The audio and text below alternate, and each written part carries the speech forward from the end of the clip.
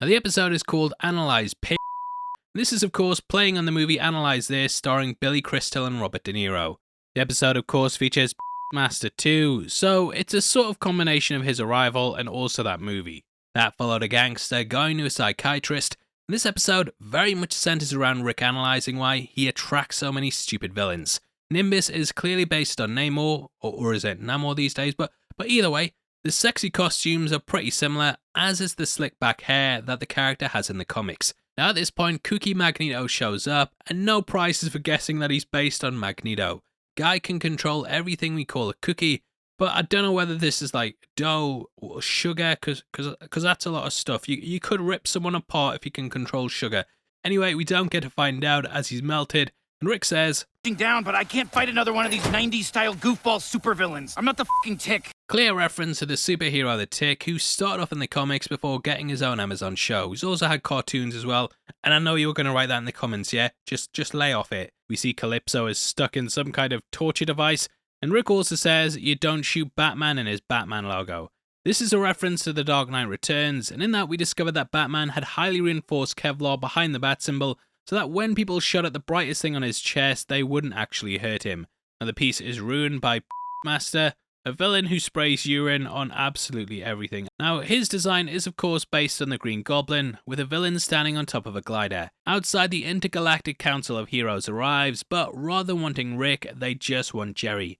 They present him with a sticky orb, and we learn that they're in charge of protecting peace and order in the galaxy. Clearly based on the Green Lanterns, their orbs, much like rings, bond with people that have a pure heart. He flies off similar to Iron Man and goes to destroy the legion of Hitlers who are based on their own supervillains. This is being led by a character based on Mr. Mind from Shazam, and you can actually see the symbol on his chest has Hitler's side parting with a little tash that they all carry. There's also a parody of Gorilla Grodd, the Riddler, and an actual Hitler who probably comes from a universe where he lived, like Man in the High Castle, or that movie Fatherland where Germany won World War II. He blows up the planet, but we learn that no one other than the Hitlers were actually on it. This is a comment on recent superhero movies that have made sure to state that no civilians are in areas where there are fights happening, because everyone lost their over Man of Steel. He goes viral fighting fly aliens, and we see a little comment from Summer saying that's my dad. We can also see that the cat Squanchy is in the comments too, and though it's a little cameo, it's nice to see him pop up. At the event, Mr. Springbean ambushes Rick, and he's stopped by a Whiplash parody in Dr. Buckles. I did see if there was any vegetable-themed supervillains, but couldn't find them. However, this guy is clearly based on Whiplash. He hammers away a new costume, and this of course has a lot of similarities to Tony Stark creating his first Iron Man Mark 1 armor in his first film. Love the little eye shot scene, and these are of course in tons of superhero movies, including the Iron Man suit-up.